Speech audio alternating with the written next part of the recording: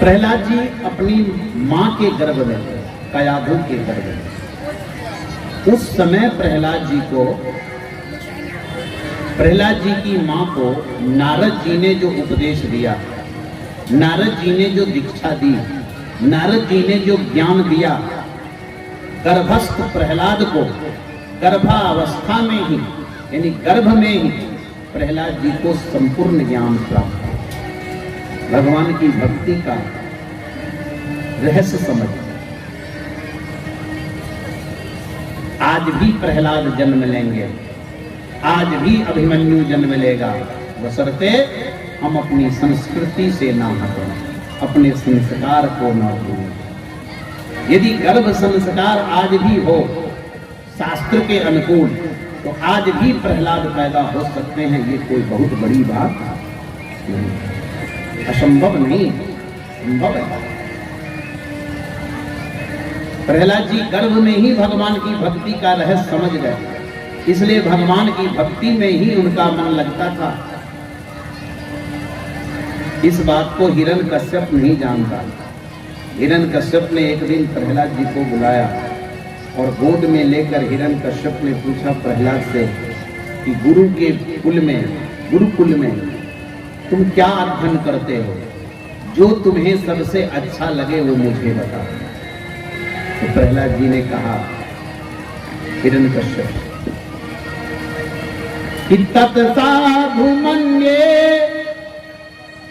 असुरवर्य देहिनां विदिग्न मनः ईयां सद्ग्रहां हित्वात्मपातन गृहमन्दकूपं वनं गतो यद्धरीमाश्रये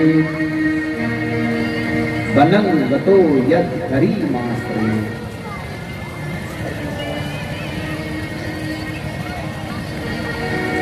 वही व्यक्ति साधु है, उसी का जीवन सार्थक है, जो इस संसार रूपी विषयी वासना रूपी अंधे कुएं में गिरने से अपने को बचाता है और अपनी आत्मा का उत्थान करने के लिए संसार का परित्याग करके हरि का आश्रय लेकर जो उनका भजन करता है, उसी का जीवन।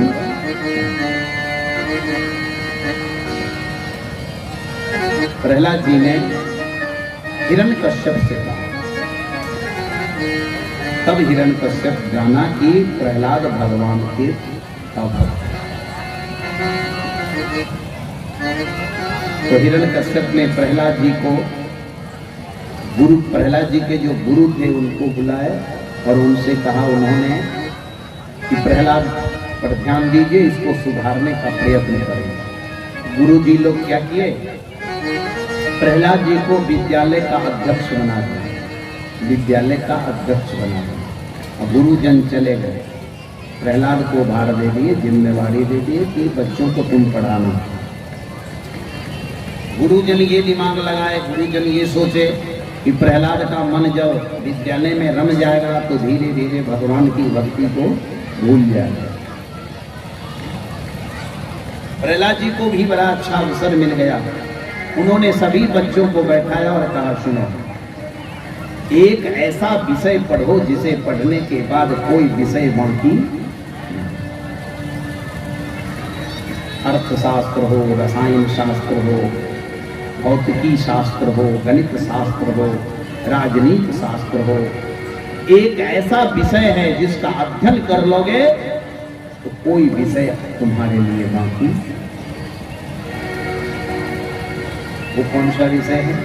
प्रहलाद जी ने बच्चों से कहा कि कौमार आचरेत प्राज्ञो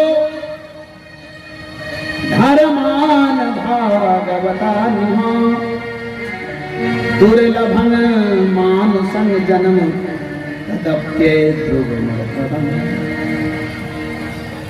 प्रहलाद जी ने बच्चों से कहा, साथियों सुनो, विद्यालय में अपने बच्चों से, अपने साथ के बच्चों से प्रहलाद जी बोले कि सुनो, ये शरीर अनित्य है, अभी है और कल रहे न रहे इसका कोई ठिकाना। इसलिए कुमार अवस्था में छोटी सी उम्र से ही भगवान की भक्ति आरंभ करो। पता नहीं किस समय इस शरीर का अंत हो जाए, इसका कोई ठिकाना नहीं है। तो शरीर का अंत कब हो जाए इसका कोई ठिकाना नहीं है। इसलिए कुमार अवस्था से ही भगवान का भजन आरंभ कर दो, क्योंकि भजन करते करते कम से कम शरीर छूट। जो लोग कुमार अवस्था में भजन नहीं करते, जवानी में भजन नहीं करते, बुढ़ापे के भरोसे बैठते हैं कि बुढ़ापे में भजन करेंगे, उनसे बड़ा मूर्ख इस संसार में कोई दूसरा। क्योंकि बुढ़ापा भजन का है ही नहीं, बुढ़ापा तो लोभ का है। जब बूढ़े हो जाओगे ना, बूढ़े तो घर में बैठे रहोगे, कोई अगर आपके लड़के से मिलने आएगा, पूछेगा कि आपका लड़का किधर गया, तो लड़का आपका आएगा, घर से बाहर निकलेगा, मिलेगा, और आप जब पूछोगे कि कौन आया है, तो लड़का आपको डांटेगा कि चुप रहिए, आपको क्या मतलब है, चुप रहिए, अल्लाह मत करिए। और विशेष बोलिएगा तो आने वाला पूछेगा आपके लड़के से कि आपके पिताजी बड़ा बोलते हैं, आपका लड़का कहेगा थोड़ा डिस्टर्ब हो गए हैं, क्यों जुड़ गए हैं, पागल हो गए। बुढ़ापे में कौन सी उपाधि मिलेगी, पागल की, सन की। जग में जन्मे तब बाल रहे, तब रही सुधी एक भोजन की, तन में तरुणाई जवै प्रगति, तब प्रीत भई तरुणीपन की। तन वृद्ध भय धन की तृष्णा, सब लोग कहे सन की, जपले हरि नाम अरे रसना, फिर अंत समय न रहे। इसलिए भजन करते। प्रहलाद जी ने बच्चों से कहा, अपने साथ के बच्चों से, कि सुनो भजन करें। तो बच्चों ने कहा कि आपने भजन करने को कहा, और हम यदि भजन करेंगे तो आपके पिताजी हमको मृत्यु दंड देंगे, हमको मार देंगे। प्रहलाद जी ने कहा, ये बताओ कि यदि तुम्हें हमारे पिता नहीं मारेंगे तो तुम नहीं मरोगे। बच्चों ने कहा, मरना तो है। क्या जब मरना है ये तो फिर डरते क्यों, भजन करो। मान लो कि हमारे पिता तुम्हें नहीं मारेंगे तो भी तुम्हें मरना है, यदि मारेंगे तो भी तुम नहीं मरोगे, क्योंकि मृत्यु का समय स्थान निश्चित होता है। जब तक मृत्यु की घड़ी नहीं आएगी उससे पहले कोई आपको मार नहीं।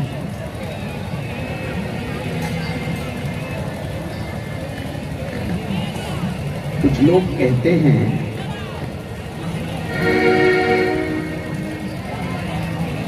कि सुख इच्छा से मिलती है, कुछ करने से मिलता है, ठीक है, लेकिन दुख तो इच्छा से नहीं मिलती, क्योंकि दुख की तो कोई इच्छा ही नहीं करता, दुख की कोई कामना ही नहीं करता, तो फिर दुख क्यों मिलता है? इसका मतलब दुख मिलना प्रारब्ध में है, तो सुख मिलना भी प्रारब्ध में है। अगर दुख स्वयं आता है तो सुख भी आपके जीवन में स्वयं आएगा, इसमें कोई संदेह। एक शायर ने कहा कि खुशियां ढूंढते हैं हम, खुशियां ढूंढते हैं हम, मगर खुशियां नहीं मिलती, गम को ढूंढते नहीं हैं, गम मिल ही जाते हैं। बोलो श्री राधे। प्रहलाद जी ने सभी बच्चों को भगवान की भक्ति के लिए प्रेरित किया। सभी बच्चे भगवान का भजन करने लगे। हिरण्यकश्यप उधर से आया, सभी बच्चे तो भाग गए, प्रहलाद जी को पकड़ लिया और एक विशाल लोहे के स्तंभ से बांधा और पूछा कि बोल तुम्हारा ईश्वर कहाँ? प्रहलाद जी ने कहा, नामे केवलम भवतश्च राजन, सौवे बलम बलिनां च परेशान, परे वरे में स्थिर जंगमाया, ब्रह्मादयो जेन वसंपन्नः। प्रहलाद जी बोले हिरण्यकश्यप से कि आप जिस ब्रह्मा के वरदान पर अहंकार करते हो, उस ब्रह्मा के वरदान पर अहंकार है आपको, उस ब्रह्मा को भी वही ईश्वर प्रेरित करते हैं। वो किसी एक जगह नहीं, नौ में केवलम, वो केवल मुझ में नहीं, भवतश्च राजन, वो आप में भी है, वो हम में भी है। वो बलवानों का बल है, वो तेजस्वियों के तेज हैं, वो सब में। प्रहलाद जी ने अपने पिता हिरण्यकश्यप से कहा, वो सब जगह है, सर्वत्र है, कोई ऐसी जगह नहीं है जहां वो। इसलिए मोह ममता माया का त्याग करिए और हरि का जन करिए, क्योंकि उम्र बड़ी कम है और इसी में जीवन को बनाना है, तो हरि का एक भजन है जिंदगी को न समझो बड़ी, जिंदगी को न समझो बड़ी, नाम रट ले घड़ी दो घड़ी, जिंदगी को न समझो बड़ी, नाम रट ले, नाम रट ले, नाम जप ले घड़ी दो घड़ी, जिंदगी की न समझो बड़ी, नाम रट ले घड़ी दो घड़ी, जिंदगी को न समझो बड़ी, नाम रट ले घड़ी दो घड़ी।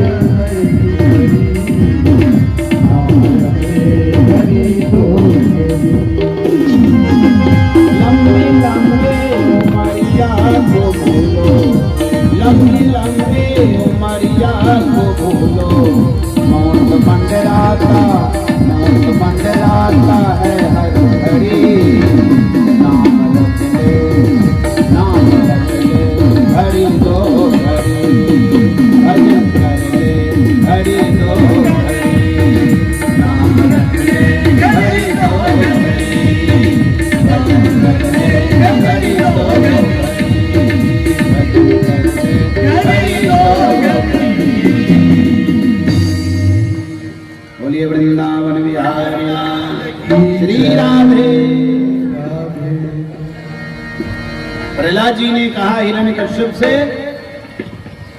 कि परमात्मा सर्वत्र है, कोई एक जगह नहीं, वो तो सब जगह है। आपको कैसे बताऊं? हिरण्यकशिप ने कहा कि जिस खंबे से तुम्हें बांधा इस खंबे में वो है? प्रहलाद जी बोले हाँ, इस खंबे में। बस प्रहलाद जी के कहने पर हिरण्यकश्यप ने उसी खंबे को एक गदा मारा, खंबा टूट गया और खंबे से नरसिंह भगवान प्रकट हुए। भगवान के 24 अवतारों में एक अवतार नरसिंह अवतार हुआ। बोलो नरसिंह भगवान के। श्री राधे श्री राधे। और नरसिंह रूप में भगवान अवतार लेकर हिरण्यकश्यप का अंत किए, उनके जीवन को समाप्त। इस प्रकार भगवान नरसिंह का अवतार प्रहलाद जी की रक्षा के लिए और हिरण्यकश्यप का विनाश, उनके जीवन का अंत करने के लिए। हिरण्यकश्यप के जीवन का अंत करके भगवान प्रहलाद को अपनी गोद में बैठा लिए और अपनी जीवा से चाटने लगे, वात्सल्य स्नेह दर्शाने लगे। नाम जपत प्रभु कीन प्रसाद भगत शिरोमणि भय प्रहलाद। नाम जपत प्रभु कीन प्रसाद भगत शिरोमणि भय प्रहलाद। भगवान प्रहलाद जी से बोले कि कुछ वरदान मांगो। प्रहलाद जी ने कहा नाम निभाते अखिल गुरु घटित गमनात्म नयाशीष यासस्ति न सभृत्यः स वै वणिक। प्रहलाद जी ने कहा न सभृत्यः स वै वणिक।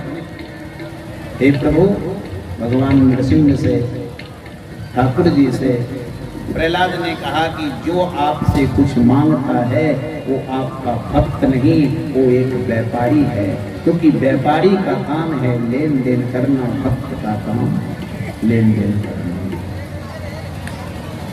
इसलिए भगवान की भक्ति करो, लेकिन भगवान से कुछ मांगो नहीं। और यदि मांगना पड़े तो अपने लिए नहीं मांगकर संसार के लिए मांगो। भक्ति का यही लक्ष्य होना चाहिए, यही उद्देश्य होना चाहिए। बोलो राधे।